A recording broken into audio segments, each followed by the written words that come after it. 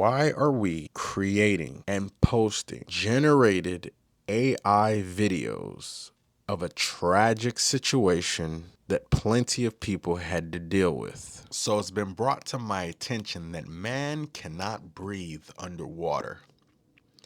Quite the loss for the human race. However, I'm still learning how to cope with that. But damn it, we got other pressing matters at hand. Housing is expensive, rent is out of control, especially if you live in Florida. Like, when are millennials gonna get to a point where buying a home is actually affordable? This is shelter we're talking about, not a goddamn Richard Mille. This is a necessity. Some of us just entered our 30s, and buying a home is still one of the biggest goals we've yet to accomplish. Oh, geez, I got a checklist I need to accomplish. What the fuck is it gonna take? For most young people today, including people that are still coming to this country, the American dream is still to be able to buy and afford your own home. And this is still true, even though the American dream of owning a home is not the value that it once was. The truth is that right now, housing affordability is at the lowest level we've seen in a very long time. And when you adjust home prices for inflation, the home prices are basically more unaffordable than they've ever been in history. And if you got time to spare, definitely check out that guy's video. He goes into some pretty good details about the housing market, in my opinion. But yeah, homelessness is increasing. And I'm thinking, you know what? Maybe I should take my shot at getting to fully experience nature and know what it's like to take a full human shit outdoors. I mean, at this point, I'm about to find the nearest box and carve out my home using my imagination. Because that'd be cheaper than what I'm currently paying at my spot. And I really don't care about what the past generation has to say about it either, because at this point, who haven't heard the ramblings of, I moved out of my parents' house when I was 13 years old. Oh yeah? Cool. Go back to that same age and pull the rabbit out of the same hat again in 2025, and maybe then we can talk. Because what you fail to realize is no matter how fucked the economy was back then, this shit is on steroids. And see, rent is another issue. You see, you got these places that are somewhat affordable, but depending on where you live, the price might not remain the same a year from now. So you can't fully rely on renting unless your goal is temporary. And see, if you live in expensive ass Florida, the unfortunate thing is there's no rental control laws. So landlords are able to keep going up on the rent per month as long as they provide their tenants a 15-day notice. And with rent increases kind of fluctuating, the most fixed price for shelter is housing, because your mortgage remains a fixed amount for years to come, which is doable. It's better than the home rental chart, which is constantly fluctuating like a Flappy Bird playthrough. So in reality, saving for a home seems like the better option when you're ready to leave the nest entirely. But despite the challenges of affording a home, with some serious money management and living below your means, it's still pretty possible. Your house just might not look like a palace, but a home is a home, right? Like this one, for instance. One bath at 740 square feet, and they're asking $575 a month. Now, I know this place may not be for everyone, but I haven't seen a 2-bedroom for under $600 a month since the 90s. I know this place can use some sprucing up. This is the sunroom area there. We're going to turn around to the living room. So it's no carpet, tile throughout. This is the bedroom here. So there's no central air and heat. You will have to get a window unit. Here's the kitchen. Kitchen. And this was right off of 6th Street. The second bedroom there. And then we have the bathroom. All right. For more information, DM me, and I'll be more than happy to send you the property manager's info. Nah, save up a bit more. You deserve to get yourself something nice. I'm sure when most of us think of the American dream, if that's even a thing anymore, the idea was to be able to buy a home that we wanted, not something that we had to settle for. And I'm talking about grabbing something of quality, something that you'll love, something that you'll be motivated to pay off, something that you'll be glad to call home. Not this shit. The crazy thing is, when you check the housing market index, they predict slow increases in home and rent prices in the next 5 years. And sure, I'll take that with a grain of salt because it's just a prediction. However, minimum wage, albeit has gone up in the last few years, so has everything else.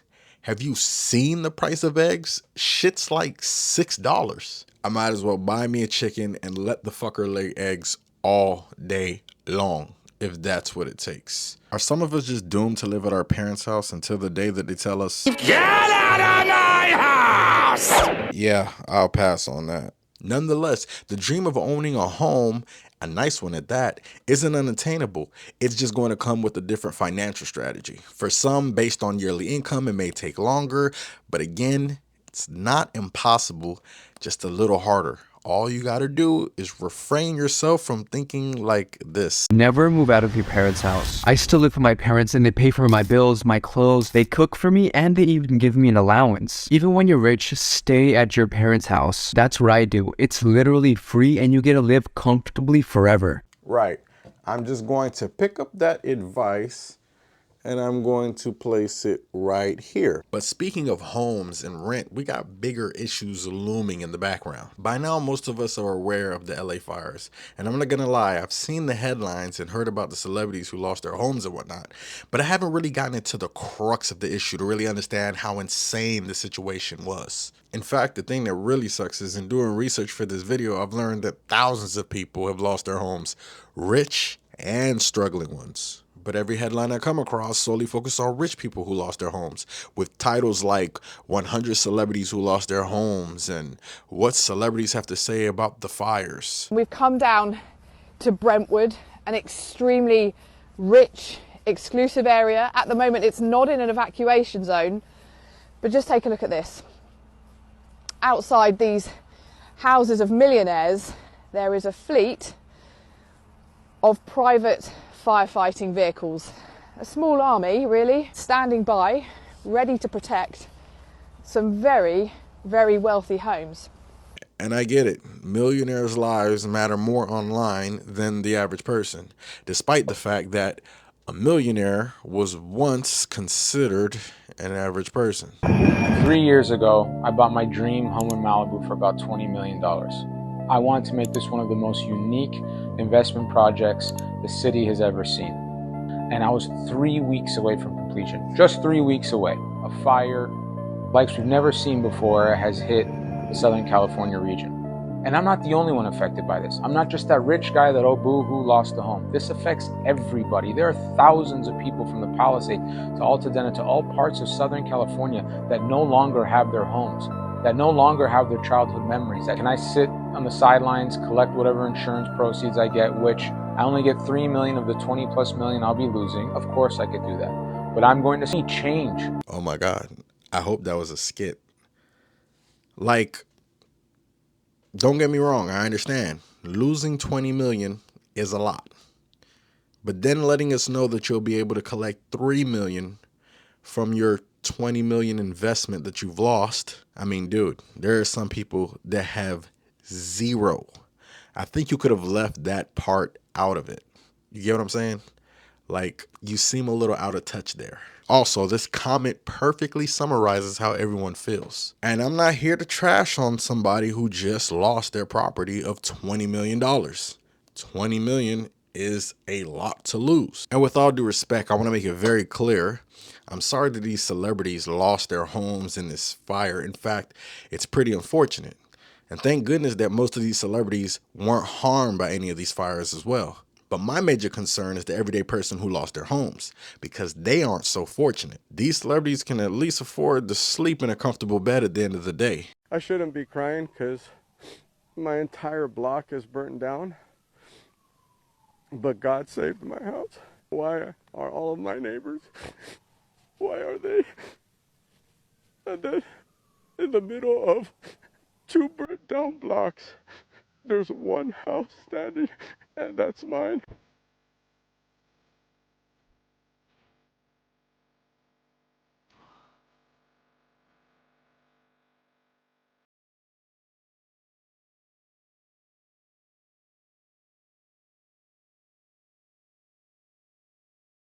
Kevin Lyman joins me right now. Kevin, it's really good to speak with you. I mean, you've become something of a lifeline really for people in your community, giving updates on how things are progressing, what you're seeing. Your home survived. You've been staying in, I think you're in your van right now, outside of your house in the days since.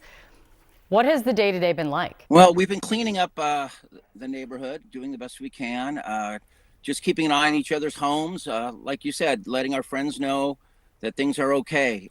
We're seeing a lot of utility vehicles. Totally understand when you say they don't want people up in these neighborhoods because they're doing a lot of work. First responders have been fantastic.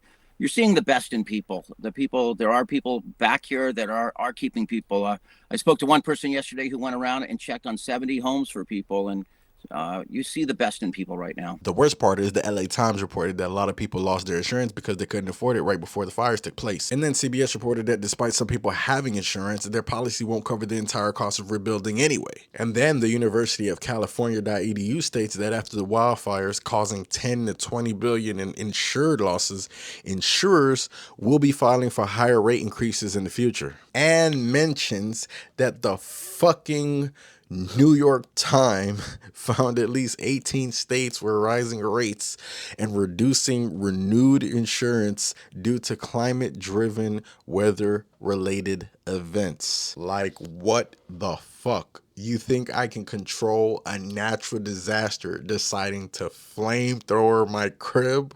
What? What I will say, though, is when faced with trouble, it's amazing to know that we support each other during that time of need, which is pretty dope. Well, with everything going on, we also continue to see people lending a hand, helping the victims of these fires. People not directly impacted by the fires are stepping up to help out those who may have lost their all, while many brought clothes and food. Feels good. It's good to help people. Even if you can't do much, at least the bare minimum, you know. There's rivers to cross and hills to climb. This is the part of human existence that make being alive worth it. The connection we build as a species, being able to understand one another, thus being able to extend a hand in need during times of a crisis. And look, while I don't want to ruin a beautiful scene of fellow Americans helping each other out, some are out of touch assholes.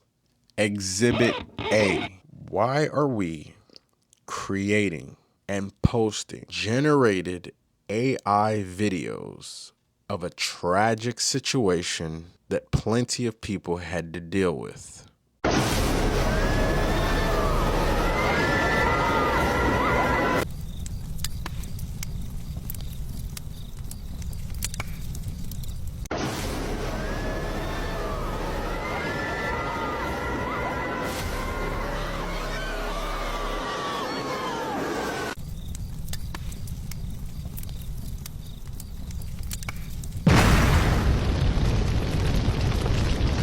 The air is fine now.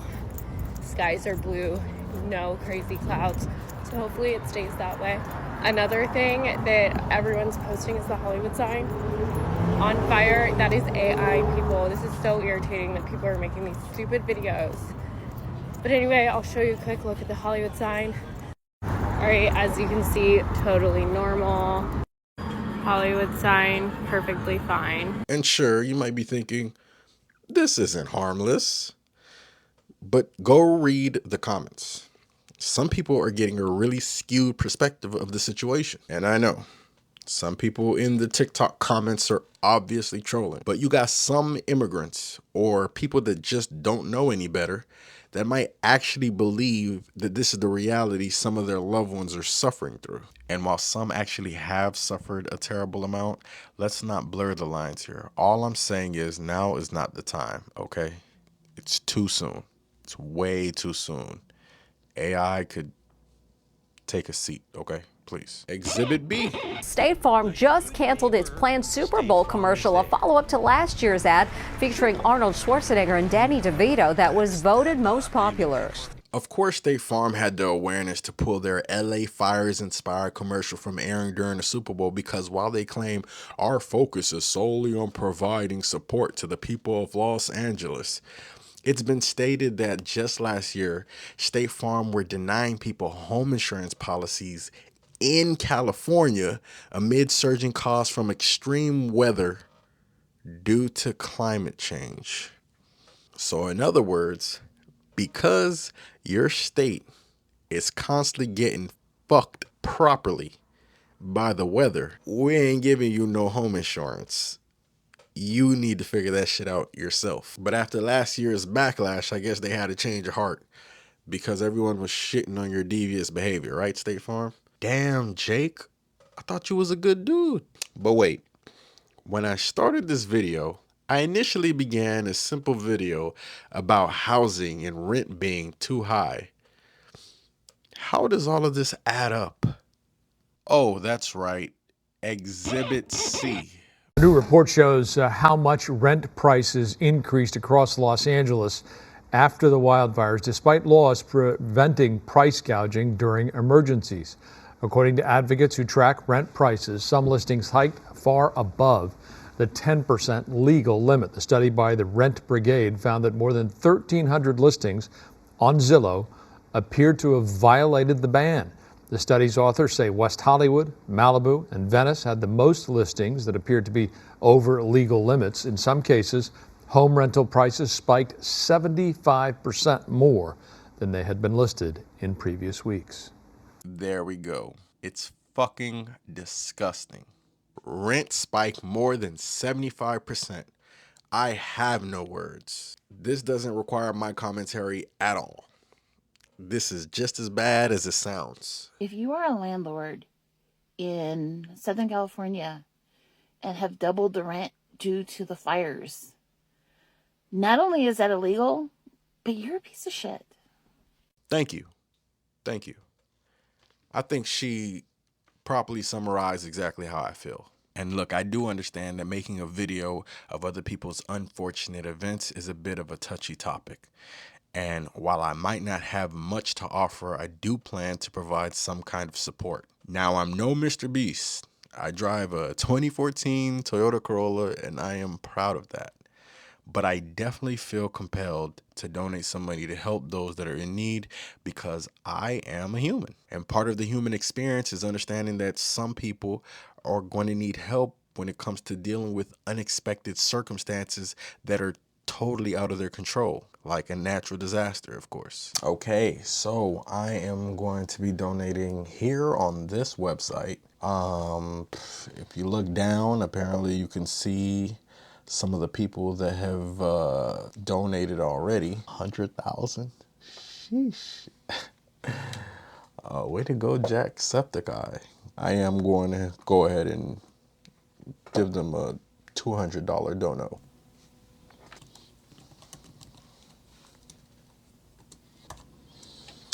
Awesome. And there you have it. The dono's been made.